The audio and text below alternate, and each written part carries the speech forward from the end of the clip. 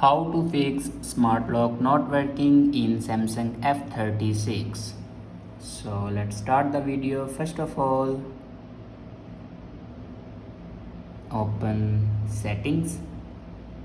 In settings, scroll down and here you can see the option apps. Now click on apps and then scroll down and click on Google Play services. Now scroll down and here you can see the option storage. Now click on it and here you can clear the cache memory of Google Play Services app. After clear the cache memory, then go back and click on storage software update, and here you can check your latest version will be updated or not. If it doesn't update to latest version, then update it to latest version. After update a latest version, then go back and click on general management and then click on reset.